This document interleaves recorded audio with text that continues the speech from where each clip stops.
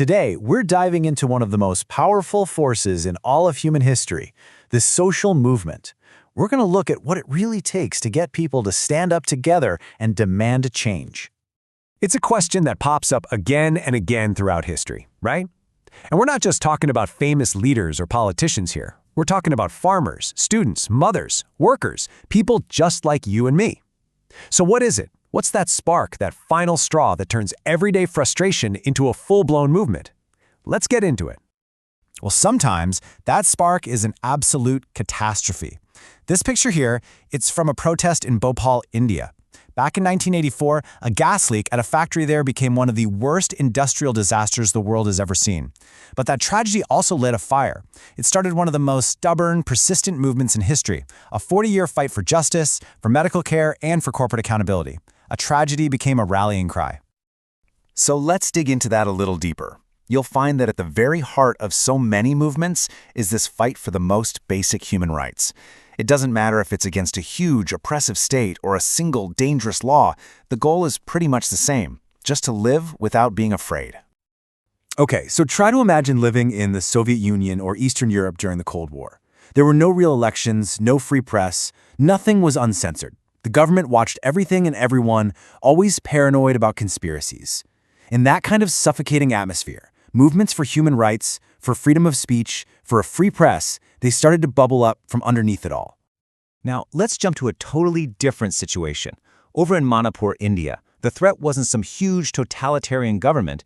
No, it was a law called the Armed Forces Special Powers Act, or AFSPA. And this law basically gave the military a free pass to arrest people without a warrant and gave them legal immunity for their actions. You can just imagine the fear this created, especially for women and mothers who were terrified that their husbands and sons could just be picked up and disappear.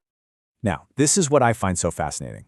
On the surface, these two struggles look completely different, right? But check this out. In the USSR, people fought back with secret, underground newspapers and activism. In Manipur, women fought back by physically patrolling their own streets at night. The threats were different, sure, but the response was fundamentally the same. People organizing to take back their safety and demand some accountability. And this just perfectly shows the power of people taking action themselves. These women in Manipur became known as the Mira Paibi, which literally means torch bearers, and that's what they were. We're not talking about professional activists here. These were ordinary women who hit the streets every single night with their kerosene torches. They became the guardians of their communities, a powerful, visible symbol of resistance. Okay, so we've talked about personal safety, but let's shift gears. Sometimes the fight isn't just for human rights, but for the health of the planet itself. From nuclear fallout to saving a single forest, environmental movements are often born when people feel like their very home is under attack. I mean, think about Chernobyl. In 1986, that disaster sent a radioactive cloud across all Europe. It wasn't just some local accident. It was a terrifying wake-up call for everybody. That catastrophe created this massive new awareness about the dangers of nuclear power, and it really helped bring the anti-nuclear folks and the bigger environmental protection movement together. But the threat wasn't just the big, scary stuff like nuclear power. All over the world, these huge development projects, we're talking massive dams, corporate mining, commercial farming, they started to pose a serious threat to the natural resources that local communities and tribal groups had depended on for, well, forever. And you can see this so clearly in India. There was this huge movement against building massive dams on the Narmada River, which was a fight to stop thousands of people from being kicked off their land. And at the same time, you had the Silent Valley movement in Kerala, which was all about saving this gorgeous, pristine tropical forest from being flooded for a hydro project. Two very different battles, but one common cause, protecting their own backyard. And here's the thing, they can actually win. After a massive mobilized effort, the government had to listen. They scrapped the dam project, and in 1985, the Silent Valley was officially saved. It's a national park to this day, a protected home for rare species like the lion-tailed macaque. That's a real, concrete victory. And that idea of winning brings us to this incredible case study. It's a story of how a movement, started by some of the most marginalized people you can imagine, managed to score a clear, total victory against a very powerful system. So our story starts in the villages of Andhra Pradesh. Here, poor women from Dalit communities, we're talking one of the most oppressed groups in India, were watching their families just fall apart. And the cause was this cheap, nasty liquor called arak. It was leading to crippling debt, domestic abuse. It was tearing everything down.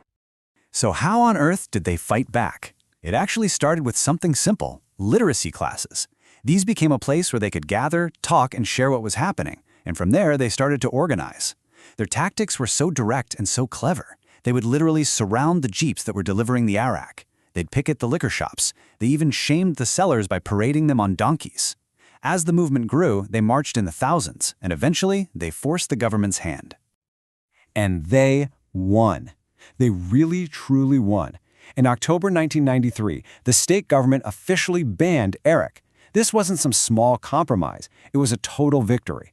And it proved, without a shadow of a doubt, that a well-organized grassroots movement led by ordinary people has the power to change government policy. You know, this spirit of dissent, of just standing up and saying no, it echoes across so many different causes, from local communities fighting for their homes to entire generations challenging a war. It's the exact same spirit that fueled one of the biggest youth movements of the 20th century, the movement against the Vietnam War. So during the war, thousands of young American men were being drafted to go fight. And in response, so many of them signed a public statement called "We Won't Go." Just listen to these words. It was this powerful act of collective conscience, a refusal to be a part of a war they thought was wrong. It was a defining moment for a generation. So after looking at all these different stories, what have we really learned? You start to see a clear pattern.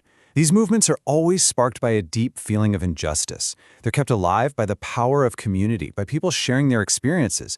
And look at the tactics. The women in Manipur and Andhra Pradesh used direct, physical action, while activists in the USSR and students in the US used the power of the written word. But the most important thing, the thing they all prove over and over again, is that ordinary people, when they get together, can create some truly extraordinary change. When you think about it, the Mirapayebi, the anti-Arak activists, the people who saved the Silent Valley, they all faced a massive challenge and decided they had to act. And in doing so, they literally reshaped their world. Which kind of leaves us with one final thought. They changed their world. So what's it going to take to change ours?